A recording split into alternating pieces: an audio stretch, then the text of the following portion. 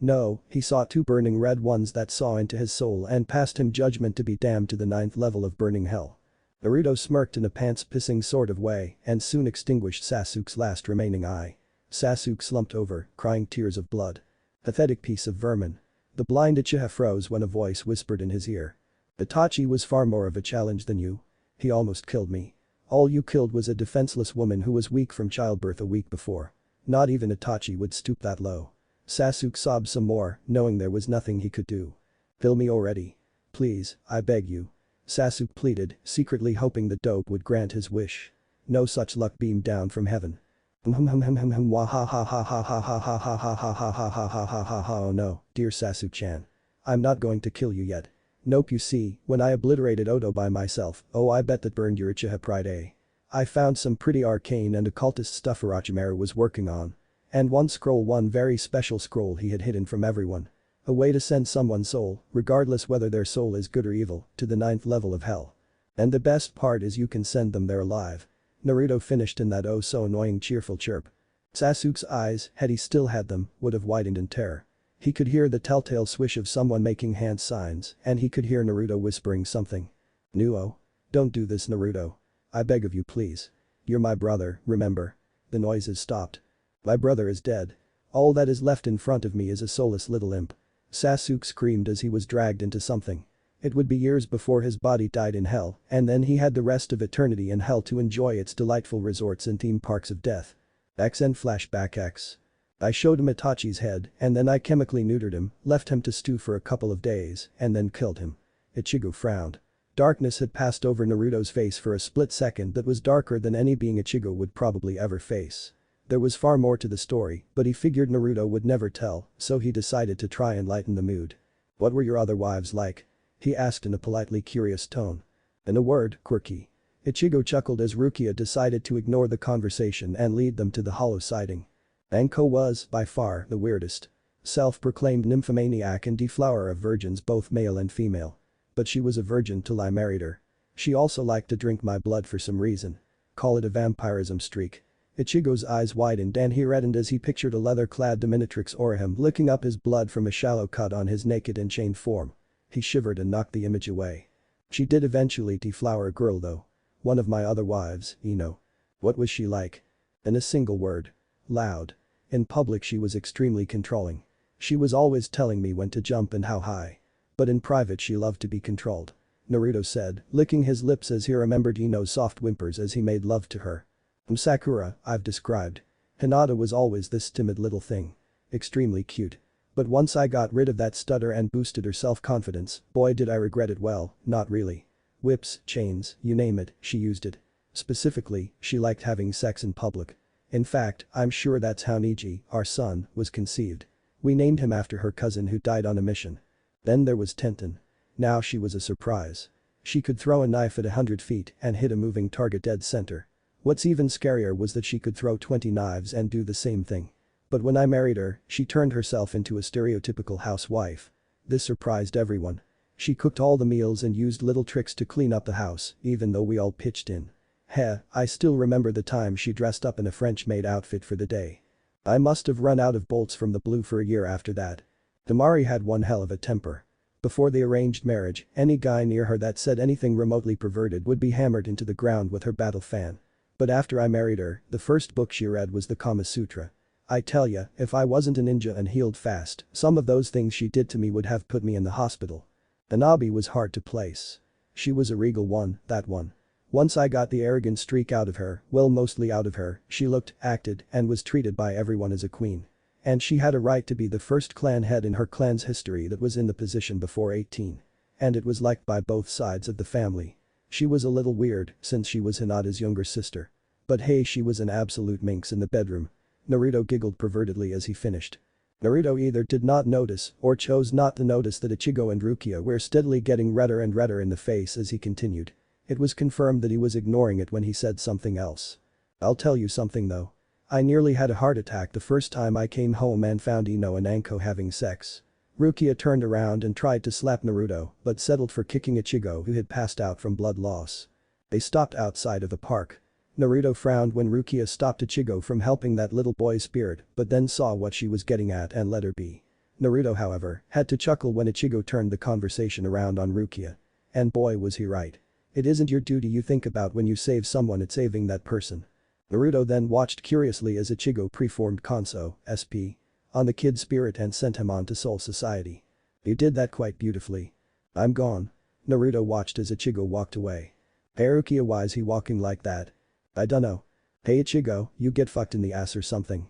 Why you walking funny? Ichigo stiffened in mid-stride. He didn't reply or turn around, but he did walk away normally. Rukia giggled at the antics of the two as Naruto hurried to catch up and find his body, praying Kyuubi hadn't done something weird. X. Late that night, Sora, Orihim's brother's spirit was devoured by hollows and subsequently turned into one as well. Naruto was having a conversation with Kyuubi inside the seal, while Yoruichi lay on top of him, purring contentedly after a bout of intense lovemaking. So you kept the fact that you're a girl from me for 2,000 years? Yep. Do you know how stupid that is? It's like a badly written plot on some crappy soap opera or one of those website stories Jinta was talking about. Wink wink, Kyuubi was hiding in the shadows, not letting herself be seen. Naruto watched with a rather large sweat drop on his head as Rukia read out loud from a book which was apparently in outdated Japanese because it was very formal and flowery. Will you shut up already? Naruto winced and dug a finger in his ear as Ichigo yelled. You know, for such a stoic SOB, you sure are loud. Naruto grumbled.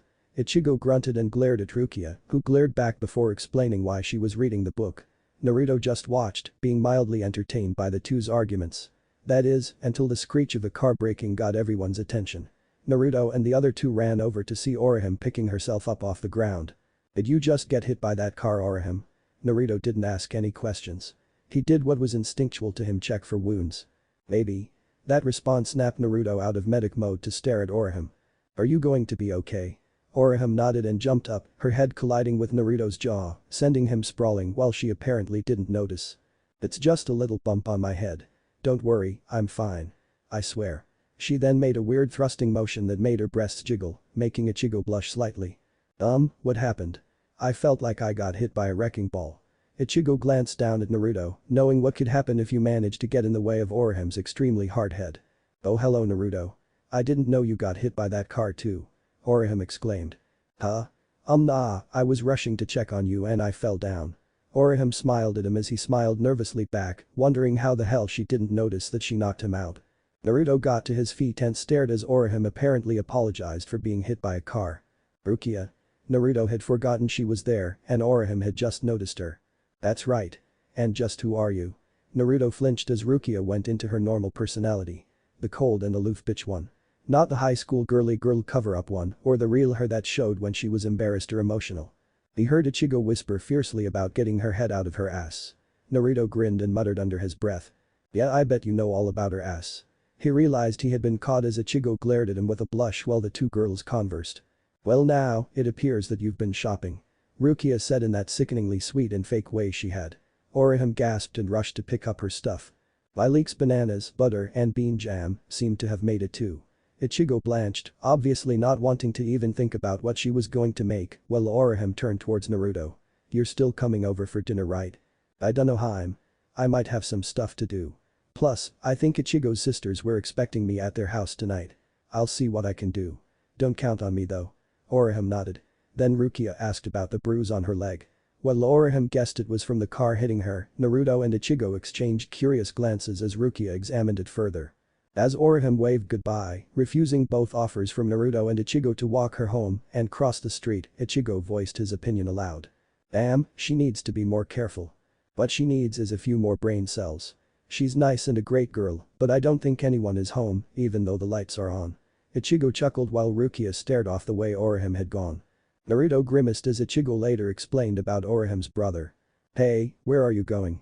It was only then Naruto noticed that Rukia was walking away. Home? Where's that? Do you really want to know? That's not. Then don't ask me. Ichigo glared at Rukia's retreating back until Naruto slapped him upside the head. What the hell is wrong with you? He yelled. What? Ichigo bellowed back. Why didn't you walk her home so she could invite you in for some coffee? Naruto demanded. I don't like coffee. Ichigo replied bluntly. Naruto smacked his head and shook it.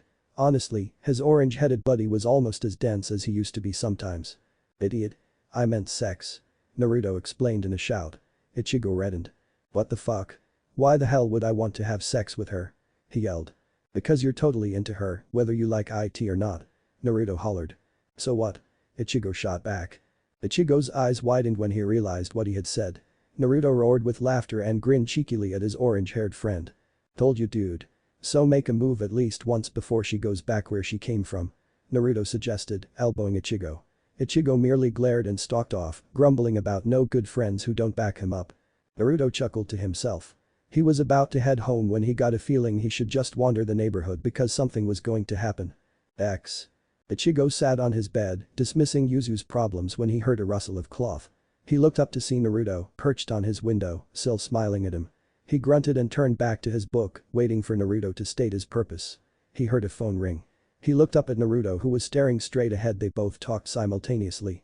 Why do you have a phone in your closet? You gonna answer that? They both looked towards the closet when the door slammed open and Rukia appeared shouting, "Hey Ichigo." Both boys cried out in surprise simultaneously. Ichigo flailed on his bed while Naruto tumbled out the window. Naruto groaned outside the window, coming back to the world as Ichigo was knocked from his body and then proceeded to try and kill the hollow that had arrived. Naruto climbed back up and into the house just as Ichigo said the hollow was Orihim's brother. Naruto glared at the floor when Rukia went on to explain the horrible truth. But when Ichigo tried to resist the truth, Naruto decided to participate. She's right. Would you rather kill one hollow that was a good man in the past or let it live to hunt down and kill or devour other good and innocent people? It's the way the world works, man. Sacrifice the few to save the many, all for the greater good.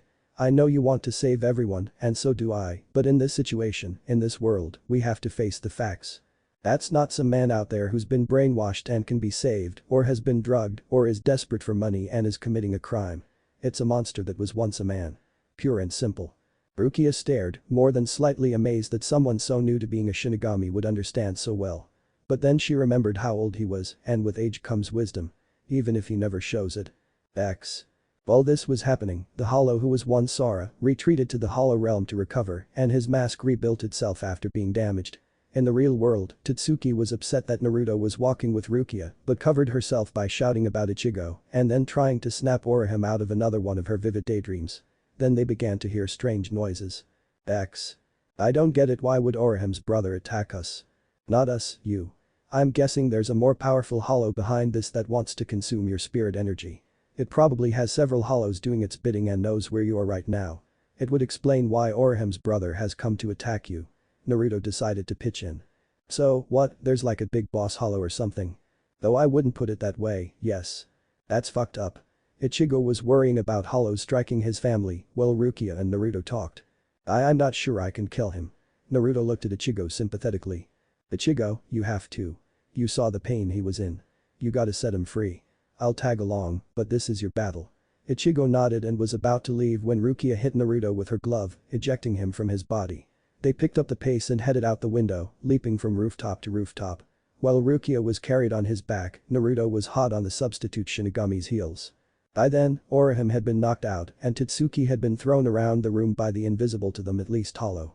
Totsuki could see a vague shape every now and then, but Orihim, who was still connected to her body by the chain of fate, could see it clearly and was scared stiff. Totsuki was flung across the room and knocked out cold. Orihim tried to defend Totsuki from the hollow as the black-haired fighter passed out. Orihim questioned the hollow, who seemed to know her. It tried to explain the truth, but when Orihim couldn't understand, it lashed out at her. Orihim flinched, but when no blow came, looked up to see Ichigo stopping the monster with a massive sword. It fled temporarily. Thank you for saving me, Ichigo. Ichigo looked at Orihim, very alarmed. Then he saw what had happened, but before he could say anything, the hollow came back. It grabbed Orihim and knocked him outside. Naruto looked up as Ichigo stood on air. He was distracted when he heard Rukia's phone ring. What's wrong? He asked. More hollows. She told him. Damn it. Ichigo. Ichigo looked down at his yelling blonde friend. You save Orihim. I got some more hollows to take care of. Good luck, man. Don't let me down. After getting information from Rukia, he was gone. Ichigo got knocked out by the hollow's snake-like tail. While Ichigo was awoken by Rukia, Orihim learned the terrible truth that the monster attacking her used to be her brother. You're lying. My brother was a very gentle person. He would never do these things. She protested. I was so lonely. You were forgetting about me, dear Amato, a little more each day. He then went on to explain how he had watched Orihim slowly forget to pray for his soul, which made him feel lonelier and lonelier every day. And how Tatsuki entered her life and took her mind away from him, and how when she entered high school she stopped the prayers. The hollow moved off to attack Ichigo. But when Orihime shouted at him to stop, he attacked her, grabbing her in his giant hands and squeezing her. But as if Kami himself was listening to Orihime's prayers. "Leave her alone, you freak," shouted Ichigo as he drove his blade into the hollow's tail again and again, making it drop Orihime and scream in pain. It went after her again, but Ichigo was too quick for it. He moved in front of her and cutting off its hand. It backed away, the wound spurting huge amounts of black blood that completely disappeared afterwards. "Let me tell you something, Captain Overbite," said Ichigo as he turned to face the hollow. "Let me tell you why older brothers are born first. It's so they can look after their little brothers and sisters. Not threaten to kill them. Even a dead man doesn't ever have the right to say that." Now he sounded truly pissed off. The hollow spoke. "You don't know what you're talking about. Orihime is mine. I raised her when our parents left us. She's more like a daughter than a sister to me. Orihime. Come with me now, back to when it was just you and me, happy together," it said, extending its remaining hand. "If you come, I won't hurt these others." "Don't. It's a trick," Rukia warned her. The hollow glared at Rukia, but then spotted the hairpin Orihime was wearing. He remembered how she didn't want to wear it when he bought it for her, since it was childish. But she was now wearing it as a way to remember him every day. The hollow convulsed and screamed before shouting Orihime is mean. And attacking, only to be blocked by Ichigo. "Orihime doesn't belong to anyone. And least of all to you," he shouted before throwing it back outside. He leapt at it, but before he could cut off its head, it spat a liquid onto his hands that burned and made him drop his Zanpakuto. The hollow charged Ichigo, ready to devour his soul. But Orihime jumped in the way, embracing the hollow's oversized head. That action stunned both Ichigo and the thing that used to be her brother. When the hollow asked her why, Orihime went on to explain how he was always protecting her, even when she never asked him to. Even when he was dead, and that was how she got the weird bruise he had pulled her out of the way of that car. "I thought if you saw I was happy, why you could pass on and not need to watch over me anymore. I never dreamed it would make you so sad and lonely." Ichigo and Rukia watched in shock as Orihime tearfully talked to her brother. She fainted a few seconds later. The hollow began to scream as its face flickered between that of a hollow and that of Sora. Rukia explained to the confused Ichigo that what was left of Sora that was human was fighting, and that he must have been forcefully changed into a hollow by a powerful hollow who wanted Ichigo's soul. "And since you knew this soul in life, you hesitated, which is what the powerful hollow probably wants. Now he's fighting the hollow inside of him for his sister's sake." The hollow began to scream Orihime's name over and over again. The mask abruptly shattered, leaving only Sora's face behind. Rukia began to heal Orihime's wounds while Ichigo talked with Sora. "You gave her that hairpin, didn't you?" he asked, after spotting what Sora was staring at. He went on to confirm Sora's thoughts about her wearing it to remember him by. Naruto arrived back at the scene, seeing a hollow with a human face holding Ichigo's Zanpakuto to its face, and Rukia explaining that Shinigami don't kill hollows. They exorcise them, allowing them to pass on. Naruto watched as Orihime bid a tearful and meaningful goodbye to her brother. He sighed, trying to hold back a tear. The scene was extremely touching. He heard Kyuubi crying inside his mind. "You okay, Kyu-chan?" "Shut up. I'm not crying, damn it." He shook his head and watched as the hollow ended its life, allowing itself to pass on. He watched as Orihime cried on Rukia's shoulder and Ichigo picked up his sword, looking depressed. He jumped down and clapped Ichigo on the shoulder. "Well, that ended well, I think." There were 3 more halfway across town, hanging out in a cemetery, obviously trolling for a snack. "They won't be bothering anyone anymore, and it's nice to know we don't kill them, but perform a nastier version of Kanso." Ichigo nodded and they helped Rukia clear up the mess. She pulled something out of her pocket and used it to knock out Orihime. "What's that thing?" Naruto asked, tilting his head to the side. "It's a memory replacement device. I wiped out tonight's events and gave her a new one. And unfortunately, there is no way to predict what her memory will be replaced by. So tomorrow, we'll find out what she thinks happened tonight." Ichigo and Naruto nodded. Naruto got a sly smile on his face as he imagined Orihime spouting off about having sex with Ichigo or something of that nature. X. The next day. Orihime was explaining to her group of girls about how a sumo wrestler with a gun blasted a hole in her apartment wall. While Naruto, Rukia and Ichigo stared dumbfounded by her active imagination, Naruto smiled however when Ichigo began to talk about his work as a Shinigami. "Alright, I'll help you for now as a Shinigami. But I'm counting on you." Rukia shook his hand. Unfortunately for them, the eternal pranking emperor was behind them. He shoved Rukia hard, making her scream and fall into Ichigo, who fell as well under the unexpected weight. Naruto laughed as he backed away, ready to bolt when necessary, and saw everyone else was paying attention to the two on the ground. Ichigo opened his eyes after the tumble was over. He heard a feminine muffled groan and frowned. Why can I feel someone else groan? He wondered frantically. Rukia groaned and opened her eyes. She was met with the sight of Ichigo, whose eyes were inches from their own. Both of them turned dark red, but for different reasons. Ichigo blushed because Rukia's trim body was situated between his slightly spread legs. Rukia turned red when she felt something pressing into her leg in the general vicinity of Ichigo's growing goodies. As they turned their heads, both of them were met with resistance. Then it dawned on them. They were kissing. They sprang apart, blushing heavily and spluttering. They turned on Naruto, who was laughing hard. The blonde froze at seeing and feeling two death glares. He chuckled nervously before bolting, screaming his head off as Ichigo and Rukia pelted after him. The group of girls watched, astonished and dumbfounded at the antics. And so did the guys, save Kigo, who was grumbling about ladies' men, and Chad, who was chuckling. I like Naruto's sense of humor and how he picks on Ichigo. It's funnier than a comedy show. The other two boys stared at Chad, astonished, but were dragged from their surprise by a twin shout of gotcha. Aie. I'm sorry. IT was just a joke, you know. Haha, anyway you guys liked IT. Right. No reply was heard, except when Naruto started screaming in pain. Later, Rukia would try to subtly use her memory replacement device on Kigo to see how it would work. Unfortunately for her, it backfired, as Kigo later announced to the whole class that while he and Naruto were eating lunch and chatting about girls, they saw Ichigo and Rukia making out under a tree.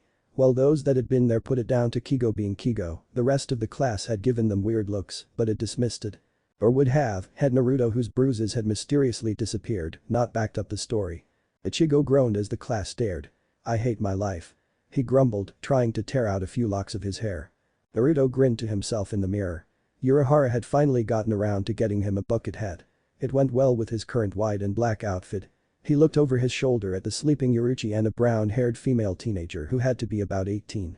Urahara had commented the other day that Yoruichi was apparently experimenting to see if Gigai could get pregnant. He had been smacked through a wall for his troubles. Although Naruto had to admit they were acting like a pair of teenagers when it came to sex. Last night it had been a little different though. Flashbacks. Yoruichi sat on Naruto's kitchen counter sweaty and flushed. Why don't we try something different, Naruto? Alright, I'll go buy a Karma Sutra. Yoruichi smirked and shook her head. Nuo, I want you. She paused for effect, placing a hand on his bare chest with a playful smirk on her lips to go out and bring back another woman. Naruto's jaw hit the floor, he certainly hadn't expected that. Wah? He stuttered in surprise. Yeah, okay. Yoruichi watched him leave with a pleased smile. This was going to be fun. XN flashback X. If he had to be honest with himself, he had to say that he didn't really care about the extra chore he had to perform last night. It had been fun, fulfilling, relaxing and good exercise. He looked over his shoulder as Yoruichi stretched out and his eyes shined when he heard her give off a little whine, protesting against his missing warmth. The second girl simply slept on. Yoruichi's eyes fluttered open and she spotted him still in the room. She gave him one of those saucy grins of hers she knew he loved so much. Naruto was everything she had ever wanted in a man. Brave, strong and good in the bedroom. She had been greatly disliked by most of her clan growing up, her mother being the only exception. The elder Shihuan woman had practically given birth to a clone of herself, they were so alike in personality. A woman who was wild and rebellious in a clan that was generally calm, peaceful and unassuming. Due to this, Yoruichi had not been able to find a man that fit exactly what she was searching for until now. A powerful and strong-willed warrior who was also kind and caring and compassionate, she had expected to never find the man she was looking for. A man of opposites. Caring and compassionate to all, yet ruthless and utterly unforgiving to those who truly could not be redeemed, while playful and serious when appropriate. Dominating yet submissive when it called for it, she couldn't help but smirk at that last thought.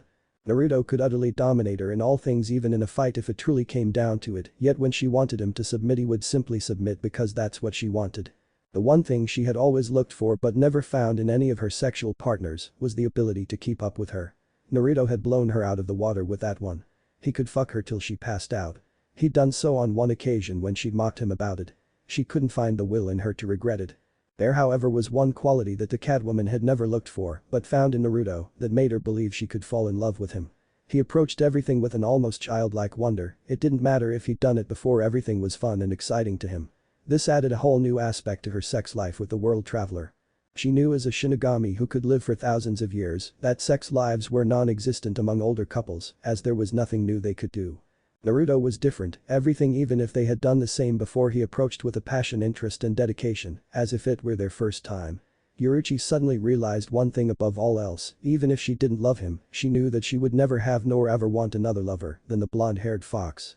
Naruto cocked his head to the side as Yoruichi spaced out. It was odd for her.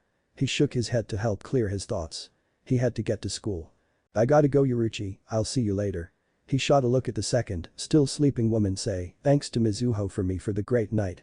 Yoruichi sighed with a bit of frustration and amusement. Kisuke wants some help with the newest crackpot scheme he came up with later, so I don't know when I'll be back. Naruto mumbled and thought okay, I'll see you whenever then. He pouted a bit before it brightened in a mischievous grin. Have fun. Ja. Ja. Naruto left and began to leisurely stroll toward school. While walking he decided to devote some serious brain power and time to some questions that had been bugging him for a while now. Like what did that world-traveling jutsu really do, and why didn't he have as much Reiatsu as he had chakra? Also, why the hell did Kyuubi still have chakra? He immediately put his body on autopilot while he shot these questions at the only person he figured would know. Kyuubi was a bit startled by these questions. She herself had completely forgotten to explain everything in detail when she should have. She cleared her throat. She was going to be talking for a while. Well, the simple reason as to why I have chakra is because unlike you I have something in common with this world, hell I have something in common with all worlds in existence. And that would be. Hell is the same everywhere, the kitsune answered simply. Naruto nodded, that made sense, but something was still nagging at him. What about soul society, isn't that heaven? Not really. The Kyuubi disagreed, it's not true heaven. My guess would be that once something truly dies in this world it gets sent to heaven.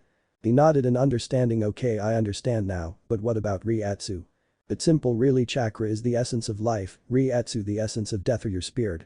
It's so completely different that your control is shot to hell. The reason you have a lot less than you think you should have is simple. She gave him a smirk. Try moving it about. Naruto did and muttered to himself as he worked. It's harder to move. Thicker, almost thicker means more potent of course. He yelled in triumph. Reiatsu has got to be at least 20 times more potent than chakra, so if I have all my chakra compressed into 1/20th of what it used to be, I get my current level. Yet with your chakra being converted to Reiatsu, I should grow at an exponential rate like I used to. I knew you could figure it out, Naruto-kun. She praised him. Finally, the world transfer jutsu was something we both cooked up, remember? It was a bastardized version of the summoning technique for both demons and the Shinigami with my own special twist. She paused a little to let it sink in. That twist is the technique demons use to move from hell to a world and back again, though this is from world to world. Or universe to universe if you prefer. Oh okay, I guess that explains everything. If I come across any more questions I'll be sure to ask you. Naruto muttered with a sense of everything finally clicking into place. No problem. Oh, you're at school already. The Kyuubi's words caused him to return to the world. He nodded as he stopped spacing out. Little did he know that today would be another really weird day. X. Naruto arrived a little late to lunch, just in time to see Rukia staring bewildered at a juice carton and Chad explaining why he was bandaged up. Naruto stared. He had been damn lucky to catch himself from mentioning Yoruichi when the birds started to talk. This was strange. He could tell right away it wasn't a Shinigami or a hollow. He decided to question Rukia, the more knowledgeable person on Shinigami matters. Yoruichi would probably shunt the question to Urahara, who would experiment on the bird. He overheard Rukia answering both his and Ichigo's unasked questions. He sat down and stared at the bird for a few seconds before Kigo asked a question. So Naruto, when you next going to pull a prank? Rukia and Ichigo stiffened at Naruto's sadistic grin. Well, I got an idea, it'll take some sleight of hand and a cool magic trick, but I reckon I could do it. Hey Ichigo. Ichigo tensed. When I turn back up and you'll know it's me. Introduce me as your cousin who just transferred in. Ichigo nodded slowly, still having no idea what was going on. Naruto leapt to his feet and ambled out of sight. A few minutes later Orihime, Tatsuki, Chizuru and the rest of the girls' group arrived on the roof. They settled down into a conversation when someone else turned up on the roof. Ichigo's jaw hit the floor. No way, this was who he thought it was. Long legs, voluptuous body, heart-shaped face. Full lips, deep soulful blue eyes and silky blonde hair, the new and beautiful girl walked up to the group and smiled sweetly at them. Hello, I'm Naruto, she said in an almost musical voice. Ichigo swallowed and found his voice. The girls had assumed that the reason the boys were frozen was because she was pretty. Chizuru, a loud and proud lesbian, was drooling at the sight of the girl. She's my cousin. Everyone looked at him when he said it, and Chad and Kigo got in on the act. Chad nodded as if he just confirmed something. I remember you said she was transferring here.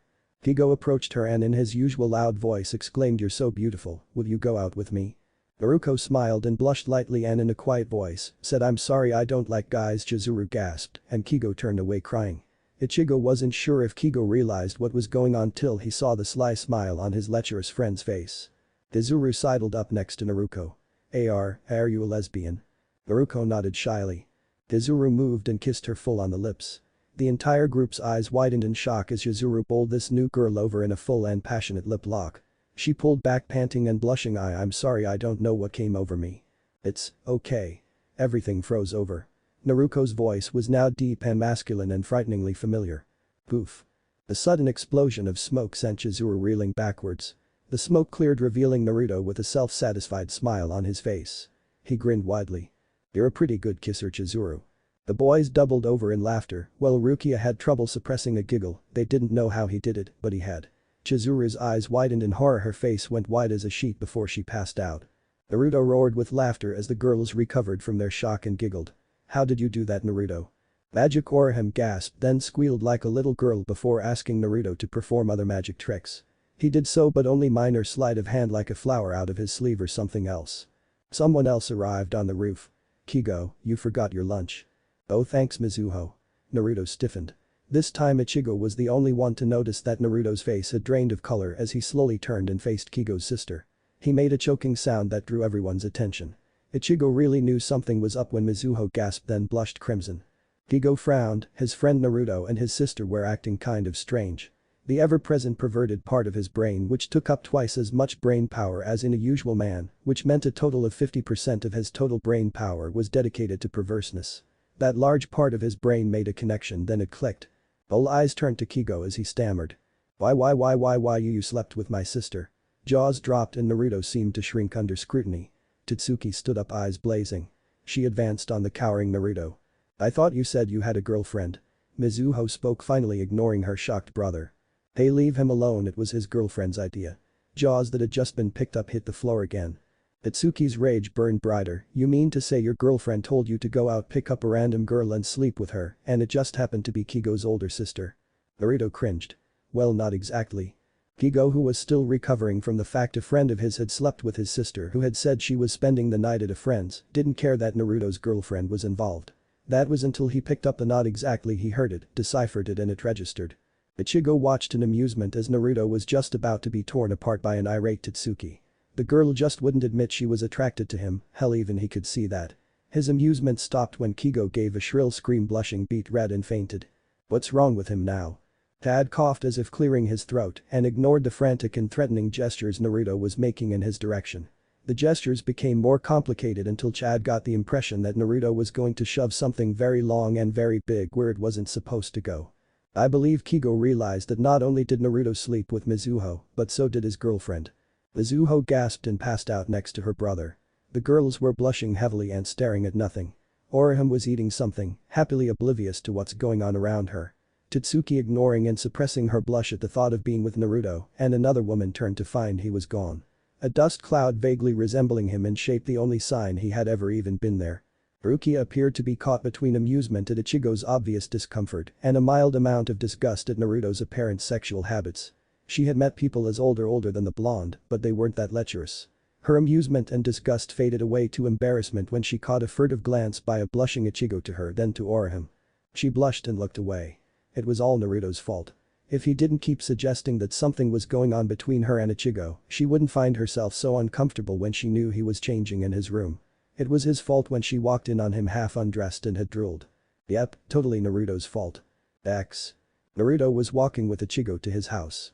He almost never had dinner during a school day at his apartment, it was generally at Ichigo's or Orihime place.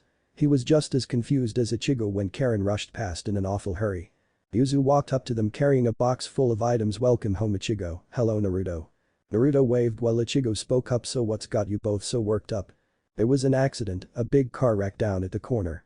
Naruto and Ichigo shared a look before hearing Isin shouting into a phone.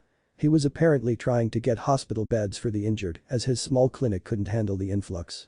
Hey dad, Isin swore under his breath, ignoring Ichigo. So is there anything I can do? No, just assume the fetal position and stay out of the way. Ichigo face faulted while Naruto held in a chuckle. Ichigo settled into a crouch in an out-of-the-way corner. Naruto ambled over to him. Hey, wanna play cards? A few minutes later Ichigo was swearing like a sailor, he wished he hadn't bet his allowance in this game. Naruto was grinning like a Cheshire cat as he raked in the money. "Hey dad, we got this one last patient that needs treatment." It was Yuzu. They heard Isin mutter something about the guy's size. "Ichigo, Naruto, come here and get to work." They were on their feet in a second and rounded the corner the next. Both froze at the sight that greeted them, a badly hurt Chad. Naruto rushed over and in a feat that made everyone but Ichigo's jaw dropped, lifted Chad with a single hand and deposited him on an empty bed. As Isin checked him over, Naruto and Ichigo watched the bird and Chad alternatively. Karen was also staring at the bird. Naruto's eyes widened in surprise when Chad tried to leave and fainted from blood loss. A few minutes later, Naruto sat on Ichigo's windowsill, having pretended to leave to Ichigo's family already, while Rukia discussed what she had felt. The bird isn't evil and is most likely harmless, but the burn on Chad's back reeks of hollow. The trio talked a little more until Naruto realized everything was over and he left. Rukia and Ichigo settled down in the closet and bed respectively.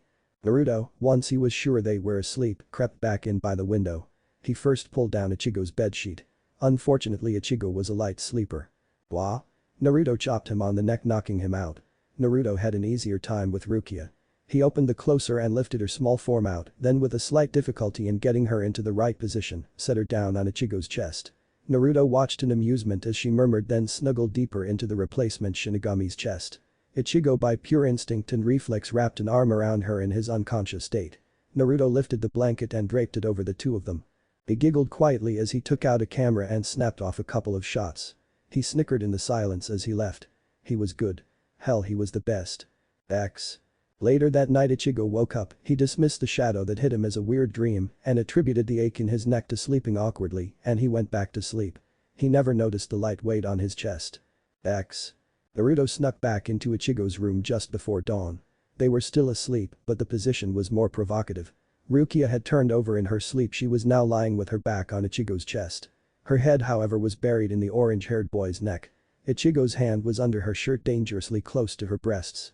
Naruto grinned. He had gotten the pictures from last night printed, then borrowed a Polaroid camera from Urahara so he could print off the blackened pictures faster. Naruto raised the camera and took a single shot. The flash woke up Rukia. Rukia woke up groggily. Her bed was a lot warmer than usual, and it was also a lot harder. She sighed and realized her lips were pressed against the wall. She frowned and licked her lips. Since when did walls sweat and taste faintly of strawberries? She pursed her lips again and touched the wall. Since when did they have pulses too? Her eyes widened in horror as she realized what exactly her lips were pressed against. She sat up with a shriek. She then noticed she was in Ichigo's bed, sitting on him. She shrieked again. Thankfully neither were loud enough to go further than the room. Something was different. She growled when she spotted Naruto leaning against the wall, tears of mirth streaming down his face as he watched the two of them. Ichigo was slowly awakening by then. Rukia jumped off him and charged. Naruto raised a hand, a small object grasped in it. Rukia stopped, growing pale. Naruto had a picture of her sleeping on top of Ichigo. Ichigo awoke. Rukia was standing with a horrified look on her face at something Naruto was holding. Wow? He got a good look at the picture. He jumped out of bed, blushing crimson from anger more than anything. Naruto shook his finger at them. "You attack me or rip this one up, the whole school will see the others." Ichigo fell to his knees, horror and embarrassment and resignation gripping his heart and soul. Naruto had gotten him, had gotten both of them. Rukia smiled sweetly. "Naruto, could you please give all the pictures to me? I swear I won't hurt you, and I'll be nicer from now on." Naruto looked thoughtful. Rukia bristled. "Tell you what. Both the embarrassed prank victims were suddenly attentive. You two kiss right here right now, and I'll give you one of the photos. And not some pansy-ass peck either, a real honest-to-God kiss between, oh, let's say, lovers." Ichigo was about to shout at him when Rukia's shoulders slumped. "No way." She turned to Ichigo with a desperate look in her eyes. He sighed. "Fine." Naruto smirked. Rukia and Ichigo's lips met. Rukia hesitantly deepened the kiss and Ichigo wrapped his arms around her. Rukia's mind was racing. She hadn't wanted to do this, so why was her heart racing or her cheeks flushing? Why did she want to moan? Flash. Their eyes widened in horror as they tore apart. Naruto smiled at them cheerfully and tossed them a sedate photo of Rukia merely lying on Ichigo's chest. Rukia tore it up and glared at Naruto, who smiled knowingly. "You will get the images back, I promise." Ichigo relaxed. Naruto never broke a promise that he knew. "You'll just have to do some stuff first." Both paled. "Like what?" asked a tentative Rukia. "One of you, only one, admits you like the other in front of the group. I'll choose who later and tell you as soon as mission is accomplished. You get one photo. Don't worry, I'll set it up." With a cheery wave he leaped out the window. "He owns us, doesn't he?" "Yes he does, Ichigo, yes he does." X. Ichigo headed down to the kitchen and saw Yuzu preparing breakfast. "So is Karen up yet?" She didn't want to eat, she said she's not feeling so good. I'm worried. Really? Karen's sick, that's not like her. Suddenly a door opened. Ichigo. It was his dad. Bad news, Chad's gone, he's disappeared from his room. Ichigo gravely nodded and took off as fast as he could. X.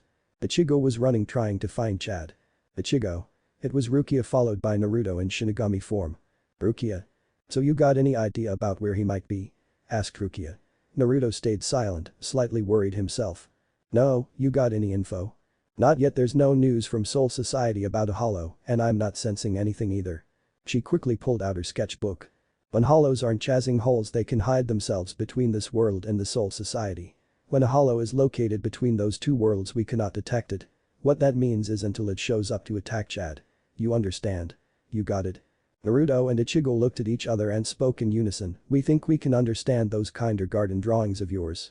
Rukia's face darkened and her eyebrow twitched. She shoved the book into Ichigo's gut and kicked Naruto in the shin. Naruto hopped on one foot as Ichigo spoke. I think we got it, a hollow is targeting Chad to swallow up his soul. If we wait for it to show up and attack him, it will be too late. Gotta think. He paused then smirked. I got an idea, we'll use Chad's bird friend. Can we use that bird to help detect the presence of a hollow? No, that's impossible. Ichigo huffed and closed his eyes. His face screwed up as he concentrated. Ichigo began to glow. Naruto looked at him smiling, slightly impressed. Ichigo, what's the sensation I'm feeling? Asked Rukia. He didn't answer her.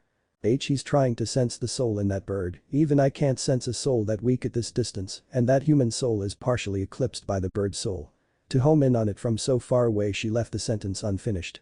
Naruto whistled and rocked on his heels waiting for Ichigo to finish. Suddenly Ichigo grabbed a white cloth that had appeared out of thin air. Wow, obviously Rukia was impressed.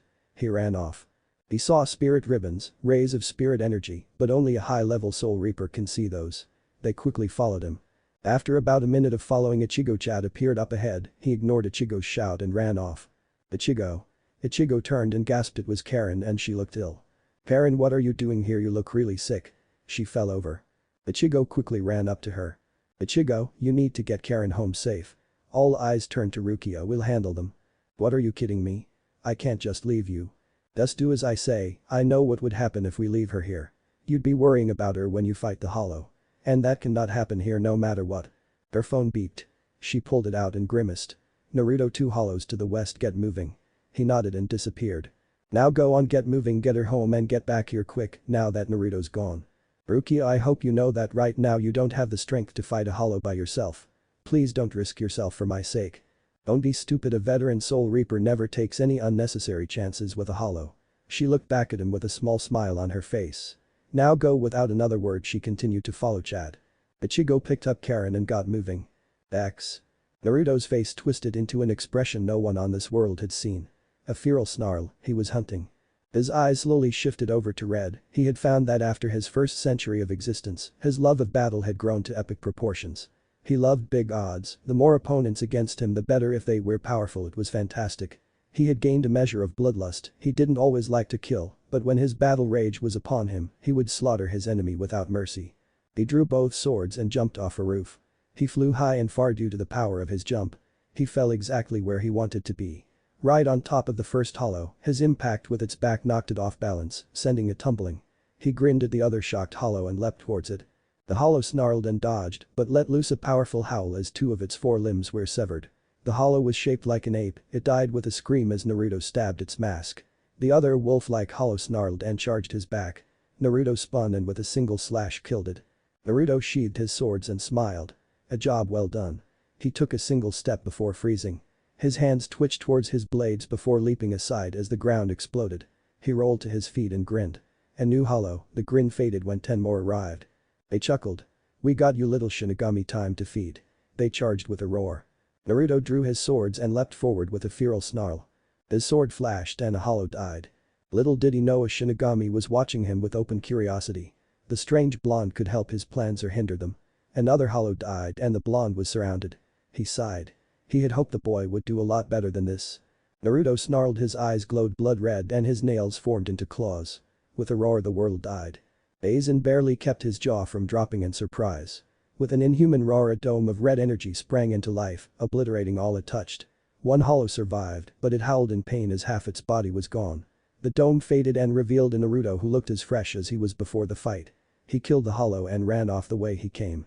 Aizen sensed the boy was holding back a hell of a lot. The boy's reflexes were as quick as lightning, but he ran at a speed most Shinigami could easily match. Aizen smirked and headed back to Soul Society. He'd have to find out how to corrupt the blonde. How little he knew. Naruto shivered but dismissed it at having had to use Kyuubi's chakra after so long. Especially that attack, controlling it was extremely hard. It was designed to wipe out a much larger area. He leapt and ran towards where he could sense something going on. He smirked to himself as he performed acrobatics, bouncing, twirling, swinging off all manner of objects. Lampposts, buildings, cars, etc. He was wired after that fight. God, that was a pathetic fight. I really need an all-out brawl against someone strong. He arrived soon, seeing Ichigo, Chad and Rukia standing around the bird in its cage. He landed just as Rukia examined the cage. Ichigo nodded at him and turned to Rukia. What's wrong?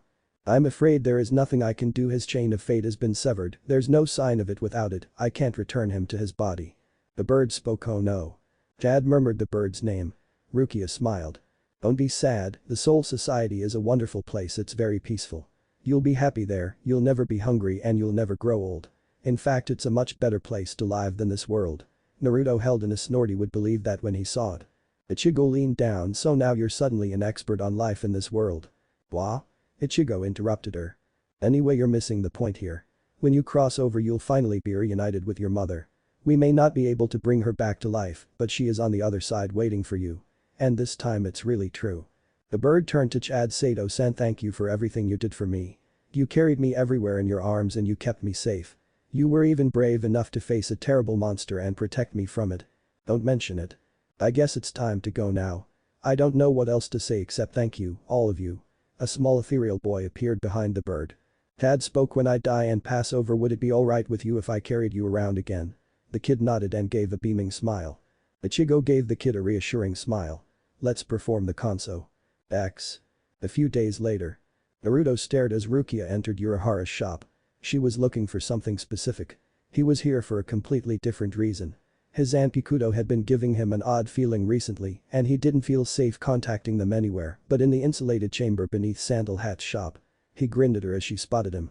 Rukia had no idea why Naruto was in Urahara's shop and not in school, but he probably had a reason. She nodded to him and walked out with her package. Urahara turned to Naruto after she had gone. Ah, Naruto, how can I help you today? Before Naruto could answer, a cat jumped to his shoulders and curled around his neck. He didn't react in shock but just scratched it behind the ears and smirked as she purred. Strangely enough, if you scratched Yoruichi somewhere as a cat, then kissed her in roughly the same place on her body, you'd get basically the same reaction. I want to fight you, I need a good workout, and none of these hollows are giving me a true fight. Urahara looked shocked for a second before smiling and gesturing for Naruto to follow him. Tessai locked up as they all headed down to the basement. Naruto was soon going through katas as Urahara just stared at him, cane in hand. Naruto spun his blades one more time and faced Kisuke, ignoring the audience. He bounced on his feet one more time. Ready, Urahara? Kisuke nodded. Yoruichi watched in shock as Naruto went under a subtle transformation. His smile disappeared, turning his face into a blank mask. Life disappeared from his eyes, making the warm, inviting blue they usually wear look about as inviting as an iceberg-infested lake in the Arctic. Naruto charged, Urahara parried and quickly found himself on the defensive. Naruto was unrelenting and unforgiving.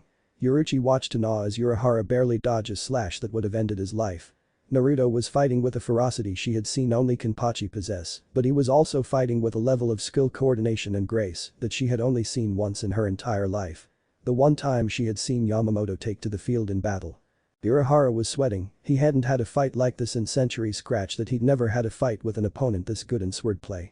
He grinned. Akiro, Beniham. Yoruichi's and all the Urahara shop workers' jaws dropped as Urahara pulled out his shikai. There was a flash of light when they could see again. Yoruichi cursed violently and prepared to get help. Naruto was impaled on Beniham's blade, staring into the face of a stunned Urahara. He grinned and with a roar, struck the shop owner in the face with the hilt of his sword. Urahara rocketed back from the blow, Beniham flew out of the wound she had made as blood spurted from Urahara's crushed nose. Naruto smiled, he sensed his blades were like him, only in true harmony and true happiness in a fight. Blood flowed, pain blossomed and death waited in a fight. It was the only way to live. Something tickled in his mind and he found himself on the mountaintop once again. We believe you can hear our name now. Really? Yes, you could hear our name for a while now, but you needed a battle to bring us out to fight. Listen and use us well, we are. X.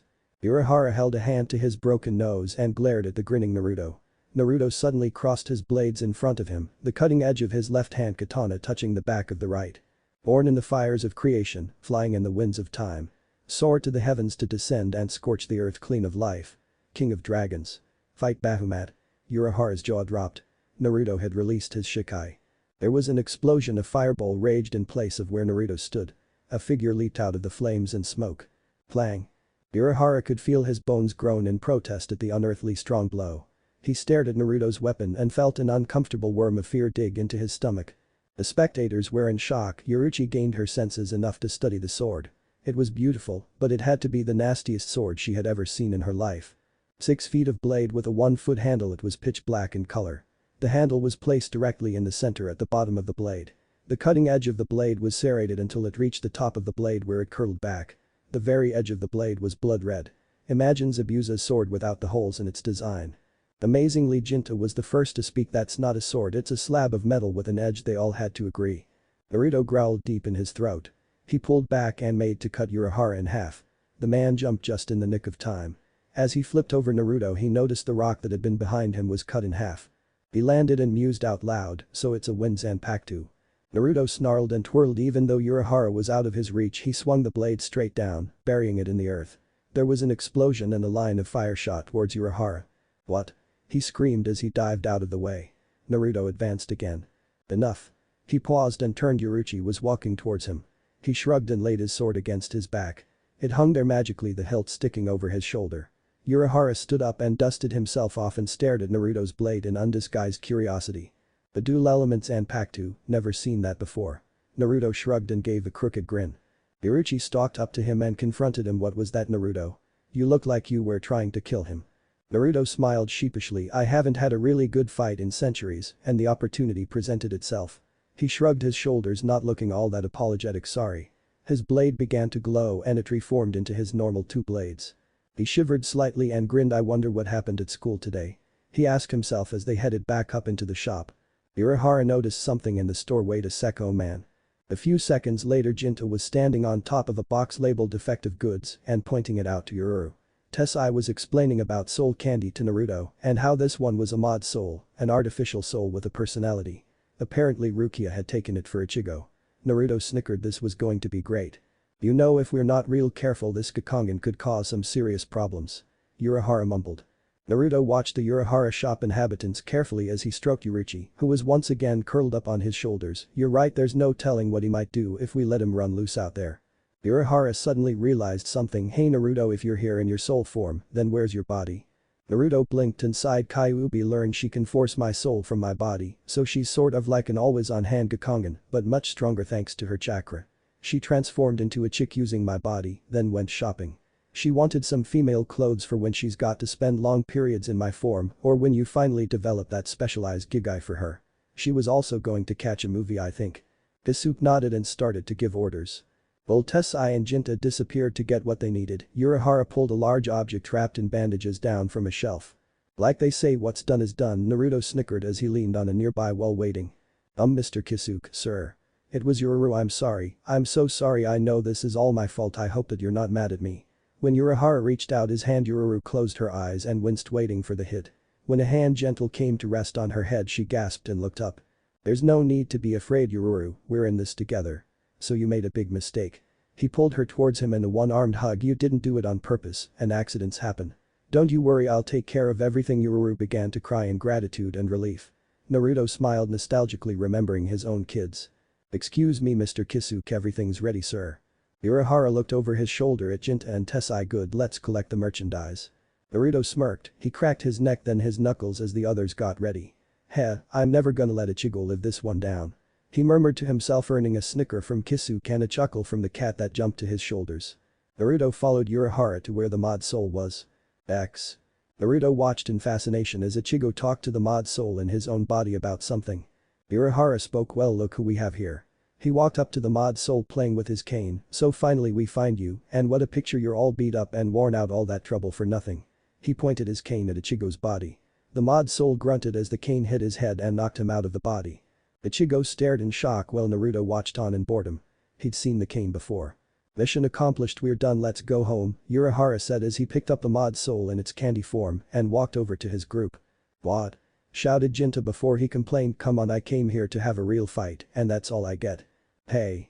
Ichigo moved towards Urahara, hold it, what are you gonna do with that mod soul now? Kisuke looked over his shoulder, his bucket hat shadowing his eyes. No choice, I got to destroy him, Ichigo flinched before asking a question that made Naruto groan. You see me? How can that be? Just who are you guys anyway? Kisuke smiled. I'm not sure how to answer that question. He tossed the mod soul into the air expecting to catch it, but a petite female hand snatched it out of the air first. It was Rukia, I believe that's mine, thanks. Miss Kichiki, you can't have that. And why can't I have it, Kisuke? Are you saying it's your policy to seize goods that your customers have already paid for? Naruto snickered as Rukia spoke. Hey, I'll give you a full refund, how does that to you? Offered the surprised store owner. That's okay, I'm completely satisfied with my purchase. Besides, I know and you know that you're operating outside the law, and I also know it's not your job to recall this mod soul. Urahara shrugged, I just hope you know what you're getting involved in, so don't blame me if you get into trouble. Rukia turned back to Ichigo with a smirk. I won't, I've already dealt with a lot of trouble since I've been here. Urahara groaned. Rukia walked up to Ichigo here. She handed him the mod soul, come on, let's go. Ichigo stared down at the mod soul for a few seconds. Naruto. Everyone jumped and they were all surprised to see a buxom Redeed running towards Naruto. Oh hey Kyuubi. Get your shopping done. She nodded and the image of a woman was replaced with Naruto in a black jacket and jeans with something stuffed in his back pocket. Naruto stepped into his body, regaining control. He rolled his shoulders and sighed before pulling a hat just like Kisuke's out of his back pocket and settling it on his head. Let's go, Ichigo. Ichigo nodded, still slightly bewildered, before jumping into his own body. X. They were walking past a construction site in a comfortable silence when Ichigo stopped groaning in pain at his wounded shoulder. The mod soul had gotten his body damaged while fighting a hollow. You're really feeling it? Sure, that mod soul took my body for a pretty rough test drive. He pulled the mod soul candy out of his pocket. He tried to wreck me. Hey, are you even listening to me? Naruto raised an eyebrow at the boy shouting at a piece of candy.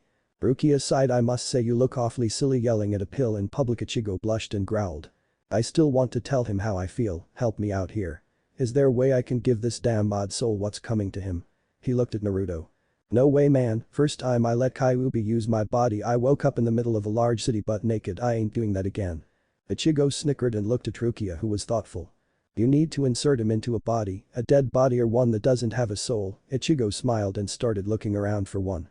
Aha, I got ya, I'm looking around for a dead body, and once I find it, bam, is he going to get it? Rukia repressed a giggle. Just be quiet. Ichigo spotted something, a stuffed toy. What do we have here? He walked up to the toy sitting on a pile of trash. So let me get this straight, you're saying a non-living object could work for this, right? Rukia's eyes widened, hold on, that's not exactly how it works. She paused to think, there's a possibility it could work, let's try it. You think? Alright, so what do I do? I would imagine you take the pill and put it in his mouth. Thank God it's not a repository. Both looked at Naruto. Huh? You don't know what that is even though your dad's a doctor. A shake of the head, you only got 2 holes in your body that lead to the digestive tract. Your mouth, and Ichigo paled and Rukia blushed slightly. Well, earlier models, Naruto blinked and shivered, thanking God that they had changed the format. Ichigo popped the pill into the plushie's mouth. Nothing happened. He picked it up, so you got any ideas that might work? Naruto decided to help smack it around a little. Ichigo slapped it against the fence. Oh. That hurts, Nimrod, got it. The plushie jumped off Ichigo's hand and to the ground. Kurosaki, Ichigo, I hereby challenge you to a no-holds-barred duel. Count me in. The plushie looked up at the much bigger Ichigo. Hey, wait. When did you grow big? Or did I somehow shrink? It looked at itself. What happened? I'm in a super cute plush toy with soft paws and no muscle, this isn't fair. Ichigo grinned evilly, making Naruto take a step back. Hey mod soul, relax, it's time for some payback for what you were doing to my body earlier. He grabbed its head and squeezed. Your little field trip could have taken me out completely, I need to make you understand. The mod smirked, I guess I'm going to have to mop the floor with you just the way I am. It gave a great battle cry, but found itself unable to move in Ichigo's grip. It struggled and grunted but began to scream when Ichigo beat it around. He dropped it and stomped on it, sending him into unconsciousness. They stared at the unconscious toy. So what should we call him? Ichigo wondered. Rukia had an idea, how about Mod? Naruto frowned, nah, that actually sounds cool, he's dorky and perverted, apparently let's call him Fuzzface. How about Kon? Naruto shrugged, it's not like he cared. Rukia nodded. Kon it is then. Ichigo picked it up and stuffed him in his backpack. See ya Ichigo Rukia, I gotta meet up with Orihime for dinner, see you guys tomorrow. They waved and as he reached a corner he turned back and shouted. Hey Rukia, Ichigo needs his rest for tomorrow, so no sex tonight. Rukia froze and blushed. She turned to lay into Naruto, but he was already gone. The Shinigami and substitute Shinigami went home in an awkward silence. X. Naruto found his way home rather quickly. He entered his apartment, dropped off his stuff and knocked on Orihime's door. She let him in with a smile. While they were eating something that was a combination of several different foods, Orihime asked a very serious question. Naruto-kun, do you think Ichigo-kun likes me? Naruto chewed slowly and swallowed before answering. I know for a fact that he's at least attracted to you. He's only attracted to both you and Rukia. Love, if that's what you're asking, I have no idea, it's never come up and he's not an open person. However, I'm pretty confident he likes both of you. Orihime blushed and seemed to relax slightly. Will he ever admit it? Not of his own accord, but let me work on it for you, little sister. Orihime blushed and giggled. She did love Naruto like a brother. But he's so much closer to Rukia-san, I might lose him to her. Maybe. Orihime started to tear up. Unless you share. What? Unless you and Rukia share Ichigo between the two of you. Orihime blushed. I've seen it work if the guy actually loves both women and both women love him back and are good friends. It'll take some work, but I think you can pull it off. But you must be prepared for something. What? In the heat of the moment when you Rukia and Ichigo are there, you and Rukia might get into each other. Orihime blushed and looked away, mumbling something. What was that? I wouldn't mind as long as Ichigo's there, but I don't want to become a lesbian. You won't be. There are plenty of women who are perfectly straight and wouldn't have sex with another woman. However, when a man is there, they just might. Doesn't mean you're bisexual either, you're just more open when you have sex. My girlfriend's like that. Sakura wasn't, she was bi. It gets kind of disturbing when your girlfriend points out women who have nice butts or big breasts. Orihime blushed and giggled.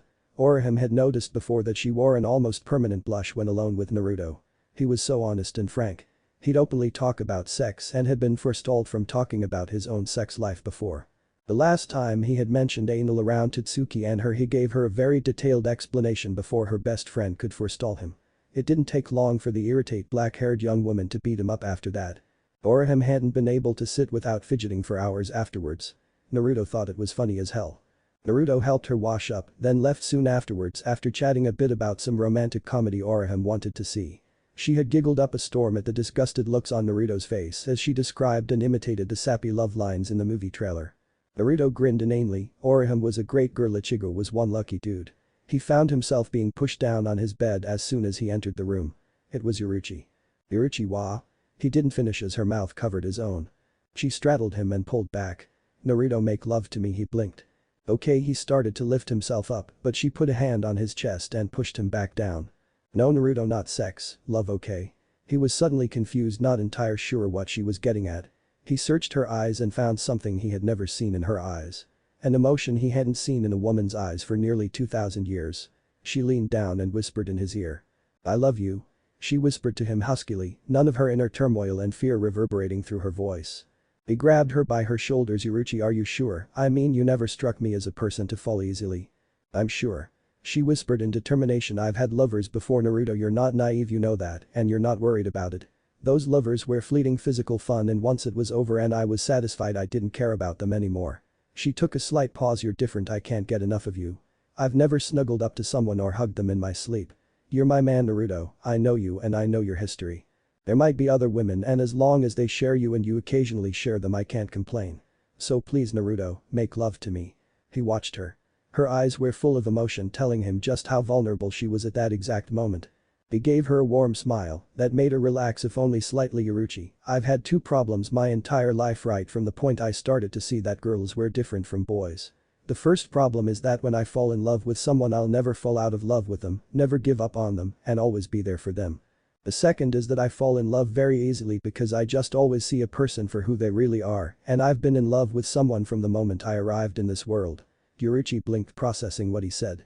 Her breathing became a little easier and all her worries melted like snow. Her tensing muscles unclenched themselves and she finally grinned at him, causing Naruto to smile a soft smile back. Lips crashed together and they made love again and again and again, over and over and over. Several hours later in the early morning, Naruto was thankful that he didn't require much sleep. He only needed to sleep 2 to 3 hours a day to stay fresh for a good 24 hours. Yoruichi sighed in contentment and pressed herself up against him as they spooned. He was still erect. She both loved and hated his stamina, loved it because he could outlast her in bed, but hated it because when she had collapsed and could go no longer her body still craved him, and the fact he could still go on made it hard to ignore that need. She may not be able to handle him being on top anymore or herself being on top, she was far too sore. There was something she had never done except when by herself and very bored. She reached down and grabbed him smirking when he gasped. She guided him to where she wanted him. He sighed into her hair when he touched her back door. You sure? Her only answer was to press back into him. He slipped inside. Fuck, you're tight. He entered her further until their hips met. Nice and slow, Foxy, I've never had anything as big as you back there. He growled into the back of her neck and kept the pace nice and slow. They were at it for hours. Yoruichi sighed in content as her orgasm washed over her. It had taken an age to get to it, but it was absolutely delicious. She clenched then released, pressed down on Naruto, then clenched again. He groaned and bit down on her neck as he emptied into her ass. He hugged her, kissed her ear. Love you, Yoru-chan. Love you too, Naru-kun.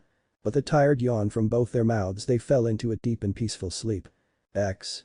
Orihime bounced up and down anxiously. Tatsuki was standing next to her very nervous. Orihime had a copy of Naruto's door key in her hand and he'd given it to her for this reason. If he was late to school she'd open up and wake him up or hurry him along. She opened the door to his apartment. It was more of a loft, one big open space. The kitchen was in one corner, easily spotted by the large table sinks, counters, fridge and tiled floor. The rest of the floor was carpeted. The large bed was pressed against one wall with an open walk-in closet nearby. On the other side was a closed door, presumably the bathroom. Orihime walked in and blushed lightly. Tatsuki followed her and flushed red mouth opening slightly to drool. Naruto was asleep on his bed covered from the waist down, his heavily muscled and tanned body shown off to the world. A strange tattoo on his stomach stood out, as well as the expensive-looking necklace on his neck. They froze when a toilet flushed in the bathroom. Cursing was what they heard next. Fuck. I knew I shouldn't have let that big bastard get in my ass without lube or something stupid. She said some weird word that sounded like gigai. Tatsuki felt faint. She was standing here ogling Naruto while his girlfriend was in the bathroom, loudly complaining about having anal sex with someone well endowed. Naruto rolled over in his sleep, the sheet fell off. Tatsuki squealed. He had large scratches on his back and what looked like teeth marks on his right ass cheek. The squeal woke him up. Naruto rolled off the bed and into a fight stance. He glanced around the room seeing Orihime blushing crimson and covering her eyes and Tatsuki looking faint with blood running down her chin from her nose. Yoruichi was leaning on the bathroom doorway, one hand rubbing her sore ass, but she was smirking at the two girls. Naruto blinked, finally realizing who was in the room. Nonplussed, what are you two doing here? He took a step towards his closet, muscles rippled. Tatsuki fainted. Orihime forgot about the naked Naruto and the naked black woman as she dragged Tatsuki out. Naruto burst into laughter, and so did Yoruichi as she hobbled over. She giggled as she grabbed her own clothes. The black-haired one likes you. I know, it's brilliant. Oh, I'm going to have so much fun today. He quickly showered and dressed, then before he left he pulled Yoruichi flush up against him, her back to his chest. He whispered in her ear, tonight I'm going to take your ass again and again until you're screaming my name so loud Soul Society could hear you. You won't be able to walk right for the rest of your life. Yoruichi had the good grace to blush then yelp in pain when he slapped her ass hard. She glared at the smirking Naruto who blew her a kiss as he closed the door. Damn know-it-all bastard, I'm gonna let him do that. She sat down and winced. Damn, my ass hurts. X. Tatsuki was gritting her teeth in embarrassment and rage. Naruto the bastard had been smiling at her knowingly the entire morning. She only got a reprieve by going with Orihime early to one of their classes. Michiru approached her. Excuse me Tatsuki, you take art class don't you? Yeah. So did you do our assignment, the one that was on our future? How we see ourselves in the future. Can I see yours? I drew one, but it's not very good. Oh sure. She dug in her bag and pulled out her sketchbook. Here. It was a picture of her standing in a boxing ring over a defeated opponent holding aloft a championship belt. Wow, you did a great job. That's me. It shows how I'm going to be the first female Veil Tudo champion. Michiru looked down at it despondent. This is awesome, my drawing looks so lame I don't want to show it to any of you. Oh Orihime, can you show me what you drew? I'd love to. I'm glad you asked to see it because secretly I'm very proud of what I did. She reached into her bag and pulled out her own sketchbook. Great, you must have done wa. She stared at a picture of a burning city with a robot with Orihime's head on top, firing a rocket from where one of her breasts should be. I'll have a velocity of over 200 miles per hour, a 20,000 degrees Celsius flame will shoot from my mouth, and my eyes will project destruction beams. Michiru was aghast. Orihime. What have you done? Well, the girls told her of her mistake. Ichigo walked in followed by Naruto. Orihime saw them first. Hey, good morning guys. Ichigo smiled, freaking Naruto. Hi Orihime, how's it going? This shocked everyone. Naruto was suddenly all over Ichigo, asking about his temperature and was he sick. He didn't let up until Ichigo hit him in the face. Ichiro was curious what is up with Ichigo. He never says hi or acts friendly to anyone. It's really kind of strange. It's like he's in a good mood. She tried to get Orihime's attention, but she kept staring off into space in Ichigo's direction. Tatsuki frowned. Michiru, what's the date today? Oh, today is June 16th. Tatsuki sighed. I knew it. Sometimes Ichigo holds in his feelings. He's not in a good mood. He's acting nice, but he's really tense today. She stood up. Orihime was worried. Tatsuki. It's nothing to worry about. I know why he's acting like this, and I bet you tomorrow Ichigo's going to skip school altogether. X. Later during lunch they were all sitting just chatting away when Kigo went on a spiel about getting a tattoo. Hey Naruto, would you ever get a tattoo? Huh? Nah, already got one, the girls gasped, but Orihime and Tatsuki blushed. Why you do? Where can you show it? Naruto nodded and lifted up his shirt, revealing a large spiraling tattoo on his stomach. When did you get it Naruto? It looks really cool. Naruto frowned. He doubted they would believe he's had it since he was born. When I was 13, I broke into my guardian's liquor cabinet, drank myself stupid, then managed to stagger across the road with his credit card in hand to the local tattoo parlor, then woke up with this thing. Naruto smirked. Tatsuki, you don't seem surprised that I have a tattoo. Why's that? All eyes turned to her and she spluttered and blushed. Thinking fast she answered, well, I just figured you're the kind of idiot that would do that. Naruto raised an eyebrow. So it's not because you walked into my apartment this morning while I was naked? Tatsuki was suddenly feeling faint again at the shocked looks on everyone's faces. Orihime was there too. Orihime gasped. Tatsuki. What? We both had to stand there and listen as his girlfriend complained about how he fucked her in the ass last night. Then he jumps out of bed butt naked with his huge thing swinging everywhere and acting like it's no big deal, and then he brings up that I saw his hot body and doesn't mention you were there, only me. I have every right to blow up. With a shrill scream she passed out. Everyone sat stunned. Naruto started laughing. He just kept laughing and laughing until it became a dry wheeze. When he finished wiping his eyes from the tears he looked up into people's astonished faces. What? Kigo was the first to speak. They saw you naked. Well yeah, I sleep naked most nights since my girlfriend is there most nights and I overslept, and a couple of weeks ago I gave Orihime a spare key to let herself in if I'm late. She did and walked in on my sleeping naked and my girlfriend complaining about being sore. Then he muttered something. What? Don't know why she was complaining. She scratched the shit out of me last night. The lunch bell rang. Orihime, you go, I'll wake up Tatsuki. I should probably apologize for this morning anyway. Orihime nodded and everyone left. Even Ichigo seemed shocked out of his funk. Naruto shook Tatsuki awake. She looked up at his face surprised, then blushed and snarled at him. She sat up swinging. He jumped away. You really know how to keep things to yourself, huh? You started it, you bastard. Yeah, well, I didn't expect you to explode. Asked her MMPH. Her eyes widened in shock as he kissed her. He pulled back. Why MMPH, damn you. She was blushing and hot under the collar. She grabbed him by the collar. I am so going to beat you up after this. She dragged him down into a kiss. Naruto grinned into it and felt very pleased with himself at the shiver she gave when he ran his hands down her sides. He pulled away, leaving a blushing and out of breath Tatsuki. Still going to beat me up? Yes, but when I get you alone your ass is mine. I knew you were into that kinky stuff. Come on, we got to get to class. She nodded, then slugged him in the face, leaving a small bruise. She went to class where Orihime pulled her aside. You kissed him. What? I saw you. So what if I did? Unfortunately Kigo heard them. Tatsuki kissed Naruto. Can you believe it? Tatsuki groaned. I hate my life. What if Naruto is Yoruichi brother Bleach? End here and thanks for watching my video till the end.